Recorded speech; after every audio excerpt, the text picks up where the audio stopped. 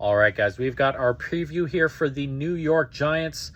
Over under 6.5 season total wins. This is my personal favorite team, so near and dear to my heart, this one. And we're going to go right on through it. Coaching stays similar. Daboll stays. Kafka stays. I believe Daboll will be calling the plays this time.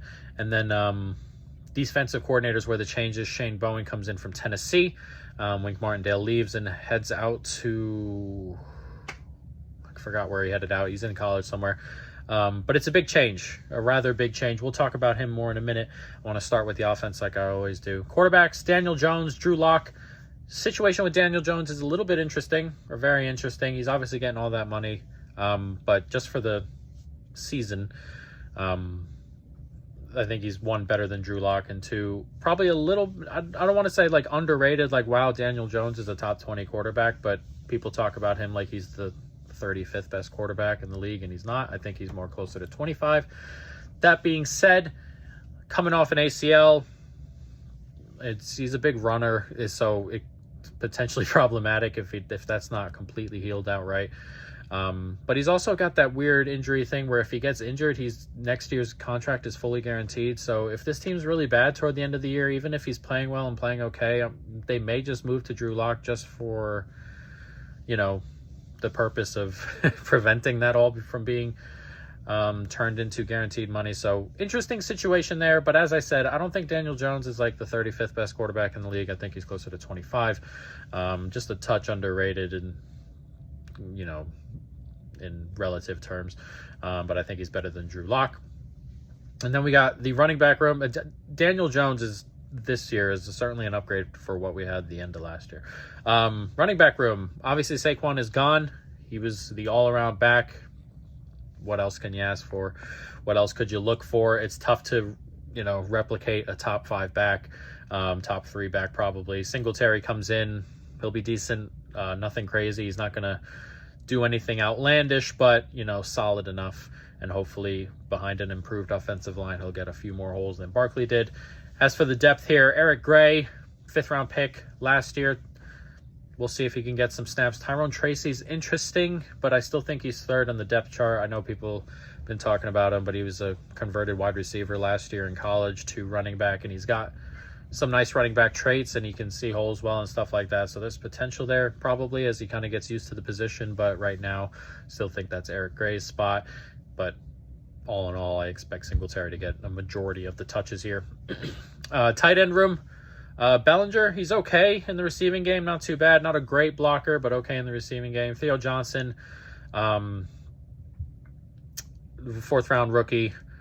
He's got crazy measurables. He tested out the wazoo. His tape just isn't great, so we'll see if they can kind of work that in and work him into a position where he could use his physical traits a little bit better than he did perhaps in college. But it's a lower end tight end room, nothing crazy. Wide receiver room, this is interesting to me.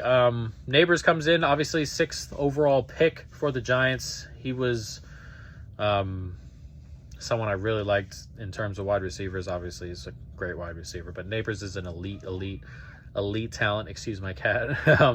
Elite talent coming out at wide receiver. Then we have, Slayton is probably going to be the 2, or the other outside wide receiver. Probably a little bit underrated as well, but, he's a good 2. And then what I think he'll be starting in the slot, Wan'Dale Robinson, who showed plenty of flashes last year after coming off the injury from the year before. So I think Wan'Dale jumps into that starting role. I think he'll have a pretty decent season, Wan'Dale Robinson.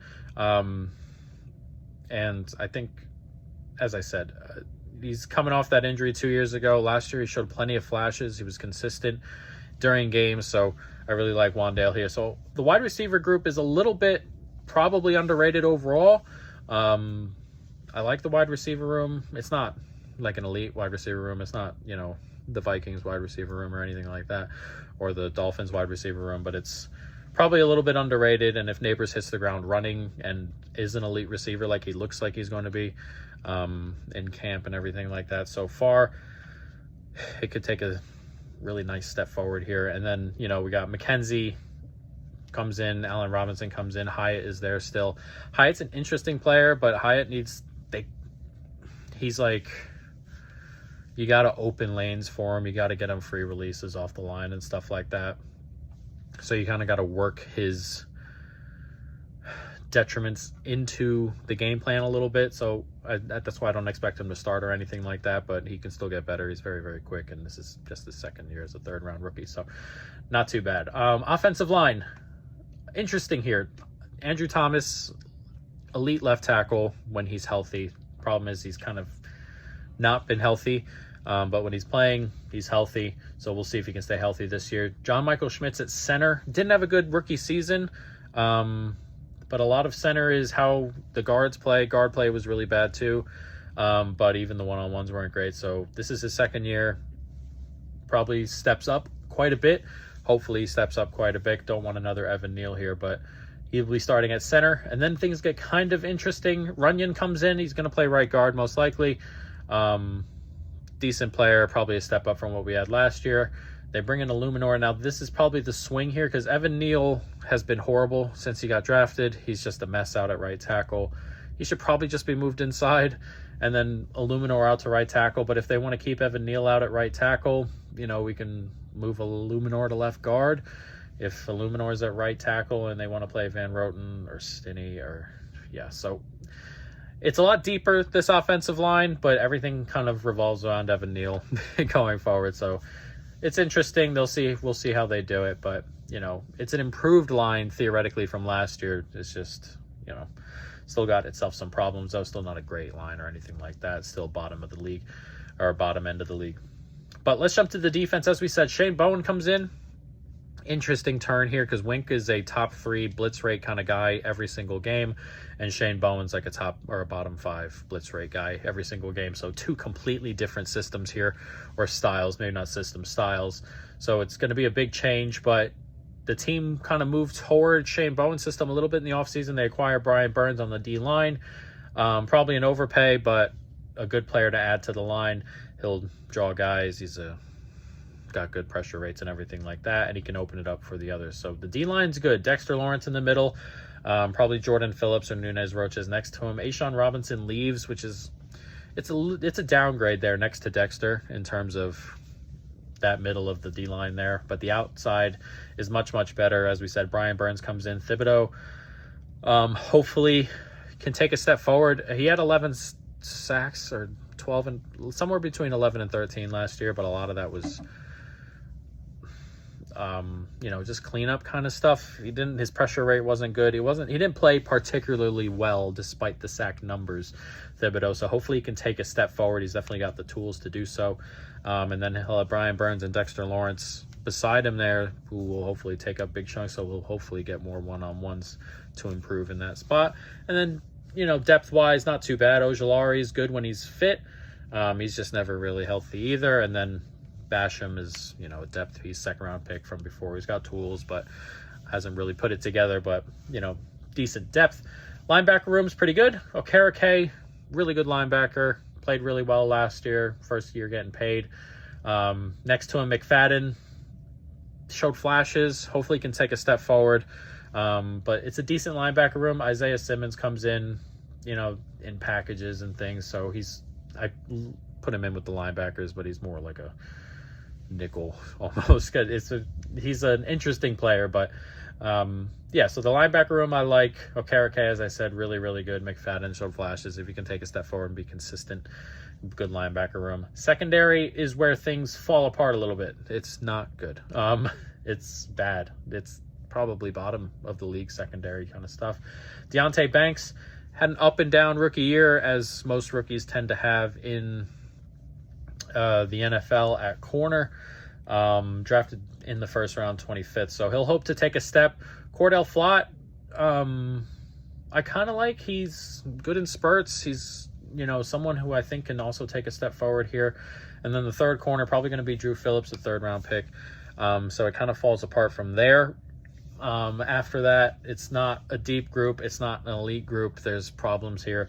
So it's not great. And then Pinnock and Dane Belton look like starting safeties right now. We'll see what happens with Newbin. He's our second-round pick this year. We'll see if he forces his way into the safety group, but right now it looks like Belton and Pinnock. So, yeah, not a great secondary, and they're going to need to hold up if You know, we want the D-line to get pressure. The D-line looks like it may get pressure. Good players there, but the secondary is going to need to hold on for a little bit sometimes, and I'm not super sure they'll be able to. And I expect, you know, negative regression from this defense in general from just last year. 31 turnovers is crazy. 3 pick sixes, that kind of stuff. So that stuff's going to regress most likely, turnover wise. So they're going to need to just play better down to down. They were 29th in EPA last year down to down, which was not good. So they're going to need to be better. We'll see. It's a whole lot of changes here on the defense. Coordinator, player acquisition, players who left in the secondary, especially McKinney, obviously, and Adoree Jackson. So interesting, problematic. We'll see as we go forward. But the schedule's interesting because there are winnable games here. Minnesota to start at home, and then at Washington. Those are winnable, and then at Cleveland, Dallas, at Seattle, Cincinnati, Philadelphia, at Pittsburgh, and those 6 are brutal for a team that's probably not great. Then home to Washington, at Carolina, home to Tampa Bay, another winnable stretch. So there are games where they can win in here. Then they go to Dallas on Thanksgiving. Every year it feels like now. And then New Orleans at home, Baltimore, at Atlanta, Indy, and at Philly. So I'm not interested in the under necessarily. I'm not interested in the over. I'm kind of just interested in seeing how this team plays out, most likely. As we go forward, there are wins on the schedule. Minnesota, Washington, you know, the home games, though a lot of these home games are very difficult. Washington, Carolina, Tampa Bay, there's 5 winnable games. New Orleans, Indianapolis, 6, 7. So, you know, there are 7 winnable games, and then you kind of steal 1 or 2 somewhere else. They'll probably, I mean, a good year here looks like 7, 8 wins, doesn't it? So we'll see. The roster's still not good, but there's some upgrades in places. So we'll see going forward. But we also have 2 bets for a $1 to $1 million challenge, and they revolve around the rookie Neighbors. Neighbors over 73.5 receptions at -112. That is a $1.50 bet. Neighbors, I expect, I mean, what it looks like in camp is that the offense doesn't move without him on the field, and when he's on the field, he's killing everybody. I think they're going to force him the ball. Dable likes to get the ball to his playmakers. He's finally got an elite one, and then theoretically an elite one, and I think he'll force plays to Neighbors. We're talking about 4.5 receptions a game.